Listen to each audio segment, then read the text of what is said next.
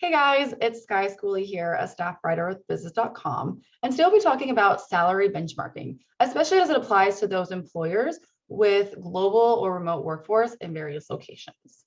Now, today I'm joined by Guenther Eisinger, the co-founder of Omnipresent, an organization that excels in global employment, to talk about what exactly salary benchmarking is and what that process entails.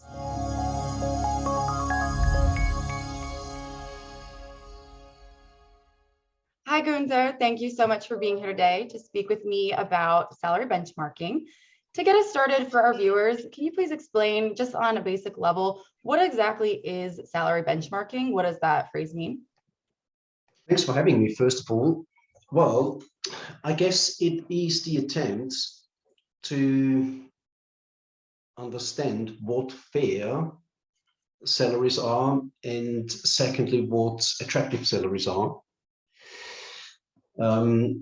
Because only if you are able as a company to offer fair salaries and attractive salaries, you will be able to attract the talents that you want. And until so far, it was relatively easy because people used to work within a country. But times change, and we are now living in a world where remote work and distributed teams become the norm more and more. And all of a sudden, you need to ask the question: is it fair to pay the same salary for a person in a particular role if they are located in Berlin versus San Francisco versus Ghana versus Australia? And salary benchmarking, I guess, is the attempt to answer that question. Awesome. And I think you had already started to touch on this, but why is salary benchmarking so important for employers? What are some of the benefits that they see? Yes, I mean, I've just touched on this. You need to make sure that you offer attractive salaries and that you pay fair salaries. Now, particularly when it comes to fair salaries, there is a debate to be had, because the question is, what is fair? In essence, to answer your question, it really is important, because as a company these days, if you want to attract the best talent globally, you need to be able to pay fairly, and you need to be able to attract to offer attractive salaries, really.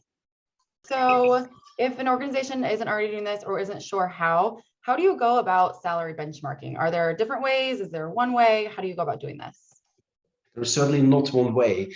So I guess everyone is fairly familiar with benchmarking against different roles. A technician of a certain level, an engineer of a certain level, an accountant of a certain level will in one country at least, there will be some sort of an average, some sort of a benchmark. So that's fairly straightforward in a way. It becomes complicated when you have a team that is distributed all over the place, different countries, and then you really need to ask the question: is it fair to pay an engineer in Ghana the same salary than someone in San Francisco or London, for instance? And then there are two different thoughts of school of thoughts, as I've mentioned beforehand. On the one hand, you could argue that whatever the role, or let's say not the role, because the role is very clear. A salesperson will always have a higher salary than an accountant, for instance. But when it comes to location, you could argue you should pay the same salary for the same work, irrespective of location.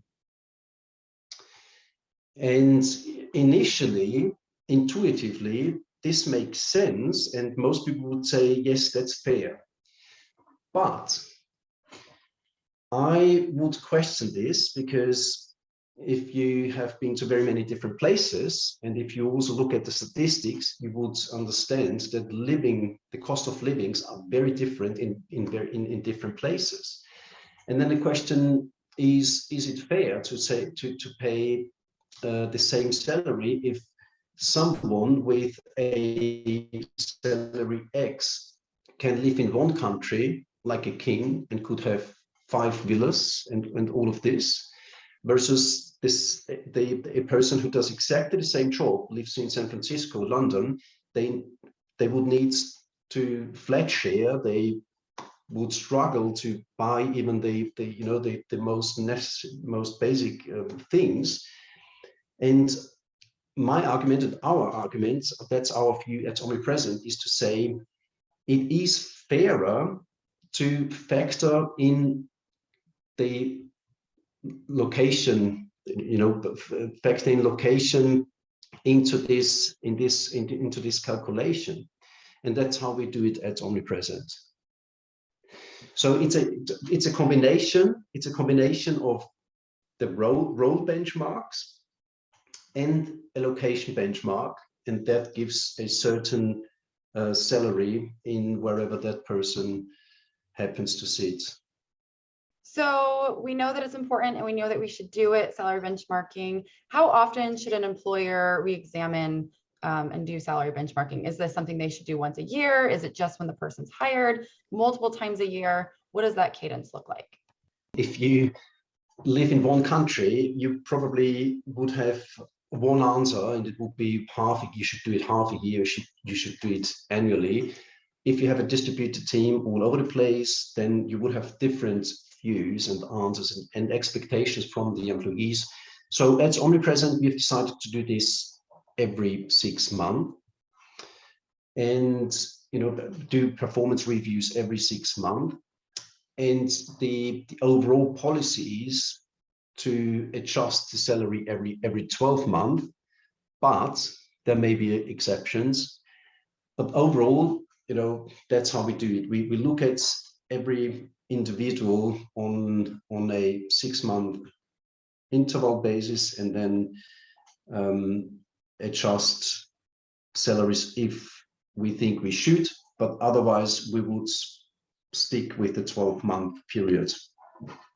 So that was almost all that we had for today, but before we wrap it up, do you have any final advice about salary benchmarking just in general? The only thing that I would say is for every CEO or chief people officer and so forth, is to really think hard about this if you operate a distributed team, because if you don't, this will backfire. You need to be able to explain why you offer the same salary for everyone, irrespective of location. If you have a good explanation for it, fine. And vice versa. If you do factor in locations, then you need to have a explanation also, and in this case, a even better explanation, because people will ask, well, but I do the same job. Why should I get more or less just because I sit in whatever country? That would be my only advice. Do take this seriously and be proactive, because otherwise it will come to hunt you. Well, that was all that we had for today. Thank you so much for being here. Thank you very much for having me, Skye.